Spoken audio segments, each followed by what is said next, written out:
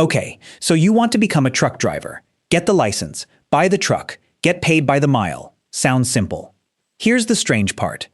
The freight never stops. Every shelf in every store, every gas station, every package sitting on your porch right now. Somebody drove that. Demand isn't the problem. It has never been the problem. And yet, somewhere between 85 and 90% of new owner-operators fail within their first 2 years. Not because the freight dried up, because of one number. A number almost nobody calculates until their bank account already knows the answer. We're getting to that number. Don't skip ahead, because once you understand it, you'll never look at a load board the same way again.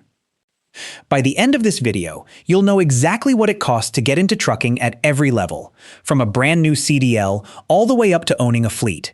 You'll know why a driver can gross $220,000 in a single year and somehow keep less than a third of it. You'll know why the largest trucking bankruptcy in American history had nothing to do with anyone driving badly.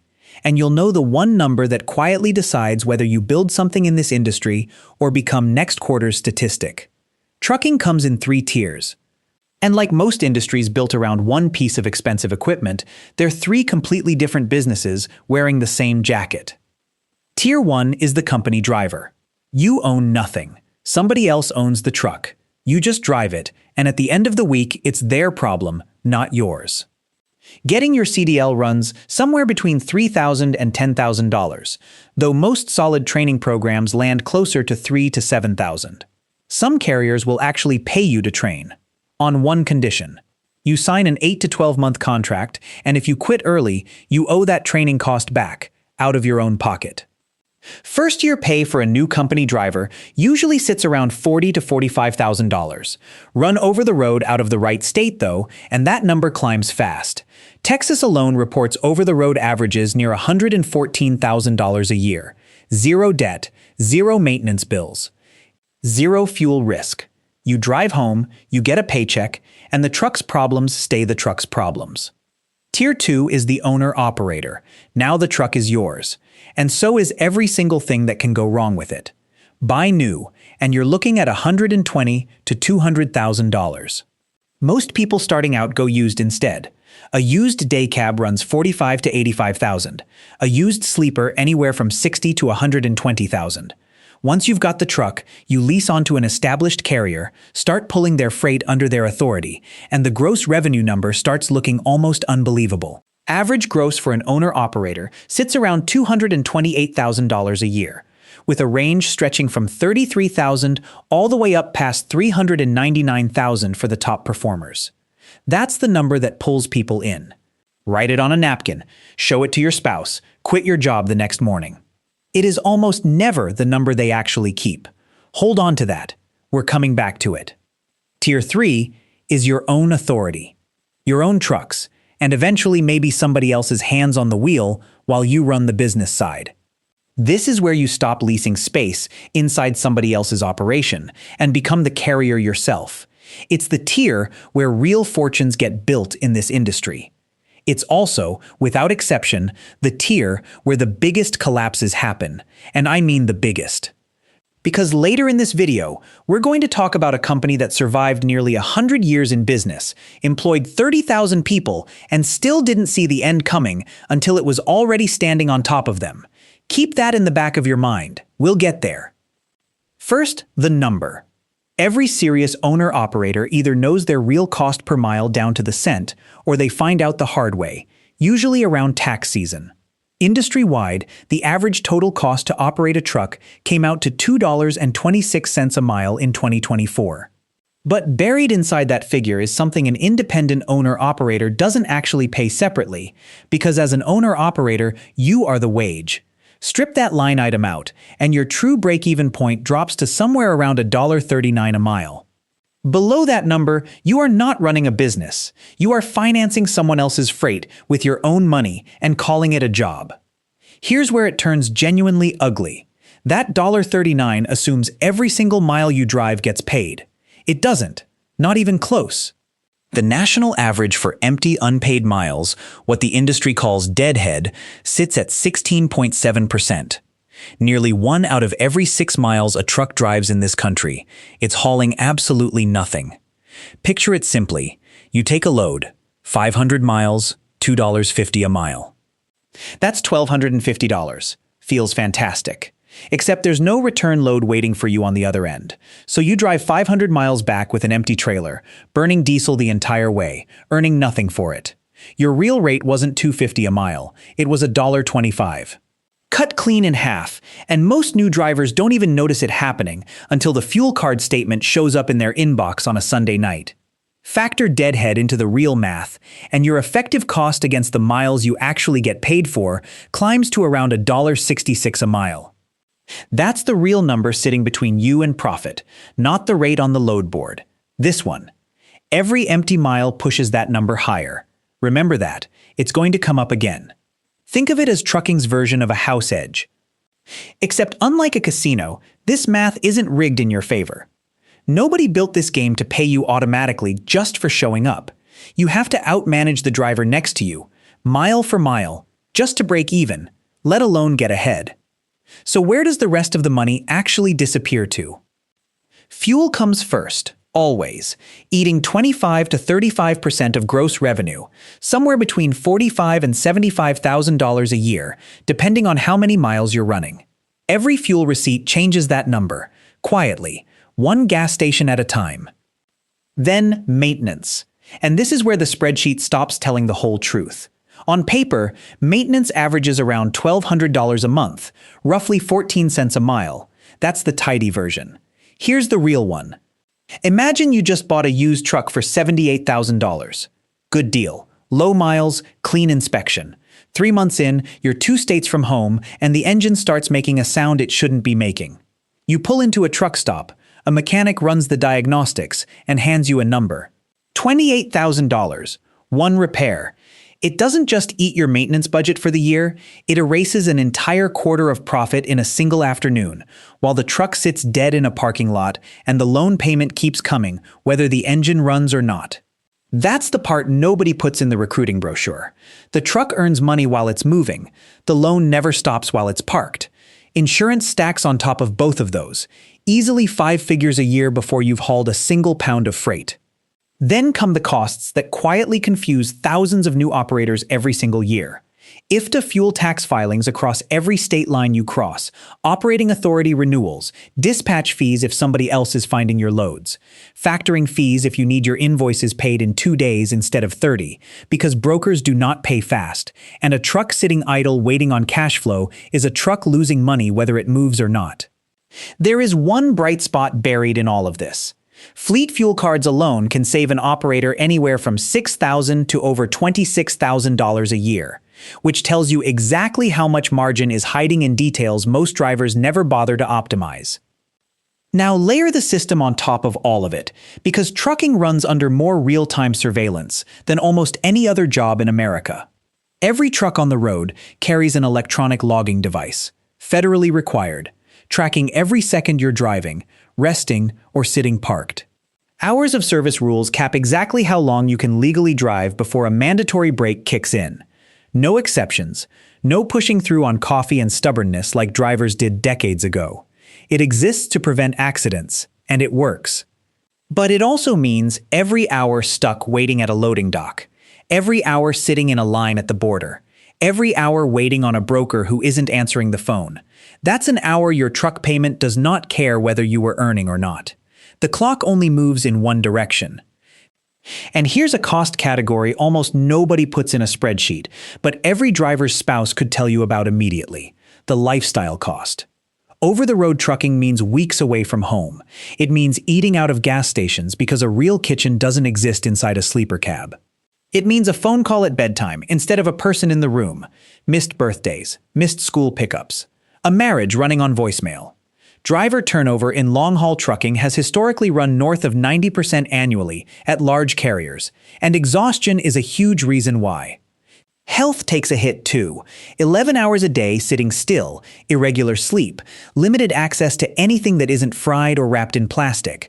None of that shows up on a profit and loss statement. All of it shows up eventually, one way or another, usually at the exact moment you can least afford it. Now let's talk about how people actually go broke doing this. Because two mistakes account for almost every collapse in trucking. And if you think this kind of collapse only happens to small operators nobody's ever heard of, running one truck out of a driveway somewhere, it doesn't. It reached all the way to the top. It destroyed one of the biggest, oldest names American trucking had ever produced. We'll get to exactly who in a moment. First, the mistake that set the trap. Mistake 1. Financing at the peak and getting caught when the market breaks. During 2021 and 2022, freight rates spiked to historic highs, and thousands of drivers financed brand new trucks at premium prices, betting that the boom would just keep going. It didn't. Contract rates eventually bottomed out around $2.02 a mile in late 2025, against an industry-wide cost floor of $2.26 a mile. That means the average carrier during that stretch was losing 24 cents on every single mile they drove. Not breaking even, bleeding cash, mile after mile, with a truck payment due whether they hauled freight or not. Over 31,000 trucking companies shut their doors in a single quarter. Now here's the name. Nearly 100 years in business, one of the most recognizable freight carriers in the country, moving pallets for customers who had trusted them for generations. Yellow Corporation. They'd taken a $700 million pandemic-era government loan to survive COVID and had paid back a grand total of $230 toward the principal before the whole thing came apart. They were carrying over $1.5 billion in outstanding debt when they filed for Chapter 11 bankruptcy in the summer of 2023. Every single one of their 30,000 employees lost their job in what instantly became the largest trucking bankruptcy in American history. The freight demand hadn't disappeared. It never does. The debt just outran the math, and once that happens at that scale, there's no outrunning it back. Rates have since recovered. Spot rates surged back up to $2.76 by the end of that cycle. But that's exactly the lesson that survives every boom and bust in this industry. Never build your debt around the best rates you've ever personally seen. Build it around the worst rates you can actually survive, because the worst rates always show up eventually, and they don't send a warning first. Mistake 2. Chasing gross instead of net. This one is quieter, and it kills individual operators 1 year at a time instead of all at once. Remember that $220,000 paycheck I mentioned earlier? Here's the rest of that story. A driver leaves a stable company job paying $65,000 a year, goes independent, and watches gross revenue jump to $220,000. Feels like a life-changing raise overnight. Then the year closes out, and the driver sits down at the kitchen table with a shoebox full of receipts to figure out what they actually owe. The real number shows up. Net income lands around $78,000. Genuine progress? Sure, but nowhere close to what that gross number promised on the way in. The gap between those two figures is fuel, deadhead, maintenance, insurance, every hidden cost the recruiting pitch conveniently leaves out. Run a more typical year through the math, and it looks something like this: $250,000, gross on 120,000 miles driven. $127,100 in total expenses, $122,900 left as profit before taxes, roughly $89,700 actually landing in the bank after taxes are paid. That's a genuinely solid living. It is not a $250,000 living, and drivers who spend against the wrong number tend to find that out about 11 months too late, right when the tax bill arrives and there's nothing left to cover it. Every repair, every empty mile, every fuel receipt rewrites that number. It never sits still, and neither can you. Mistake 3. Smaller, but it compounds quietly over years. Ignoring lane and freight type fit. Dry van freight averages $1.75 to $2.25 a mile. Reefer, hauling refrigerated goods, runs a little higher, $2 to $2.75. Flatbed and specialized loads can push past $3 a mile, sometimes well past $4. Drivers who never diversify out of the cheapest, most crowded freight lanes are competing against the largest pool of other trucks for the thinnest margins available, and then wondering why their profit never grows no matter how many miles they log every single week. The freight is out there. Chasing the wrong kind of it for years is its own slow, invisible bankruptcy. Step back for a second, because there's a real paradox sitting underneath everything we've covered so far. Trucking has some of the most reliable, recession-resistant demand in the entire American economy. Everything you own, everything you're wearing right now, traveled by truck at some point in its life. That demand is not going anywhere. Not this year, not this decade. And yet the people actually driving that demand run on some of the thinnest margins in American business. Why? Because the entry cost is low enough that new operators keep flooding in every single year, and because plenty of those operators are willing to run at a loss for months just to keep the truck moving and the bank off their back for one more billing cycle. Guaranteed demand was never the same thing as guaranteed profit. That gap, right there, is the entire industry compressed into one sentence. So let's put real, final numbers on where you'd actually land at each level. Company driver. Entry cost $3,000 to $10,000, or close to nothing if you go through a pay-to-train program with a carrier. First-year income around $40,000 to $45,000, climbing toward the national average of roughly $66,800, and considerably higher for experienced over-the-road drivers in strong freight markets. Zero debt, zero fuel risk, zero maintenance bill hanging over your head. Low floor, low ceiling. Nobody builds generational wealth in this seat, but almost nobody goes bankrupt in it either.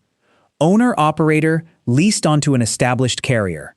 Entry cost $60,000 to $150,000 for a solid used truck.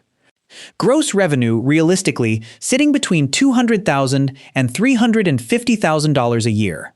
After every single expense hits, most operators net around $64,500, based on recent industry client averages. But the operators who actually run their numbers, who track fuel efficiency, minimize deadhead, and pick their lanes carefully, average closer to $87,600, and the top third of all operators clear $156,000 net. That spread between average and top performer isn't luck, and it isn't a better truck. It's entirely about whether you know your real cost per mile before you ever say yes to a load. Own authority, small fleet. This is the long game, and it's the only one of the three that actually compounds over time instead of just paying a salary. Every trucking empire operating in this country today started exactly here, with one person, one truck, and a willingness to run the numbers tighter than everyone else around them. Night transportation began in 1990 with 4 cousins and 3 trucks between them. In 2017, it merged with Swift Transportation to become Night Swift, now running the largest full truckload fleet in North America, pulling in $7.47 billion in revenue in 2025 alone. 3 trucks. Decades of disciplined math, reinvested patiently, year after year. That's not a fluke story. That's what surviving this industry's brutal cost structure long enough actually looks like on the other side. Most people think trucking is about driving. It isn't. Driving just gets you the miles. Math decides whether you ever get to keep the truck. So if you're seriously deciding whether to become a truck driver, forget the gross number on the recruiting flyer. Forget the shortage headlines running on the news every year. There is exactly one number that decides whether you build something real in this industry, or become next quarter's bankruptcy filing sitting in a courthouse somewhere, next to 30,000 other people who found out the same way Yellow's employees did. Your real cost per mile, against every single mile you actually drive, loaded or empty, rain or shine, good year or bad. Learn that number yourself, on your own terms, before you ever turn the key. Or let the freight teach it to you the expensive way. It always does, eventually, to someone.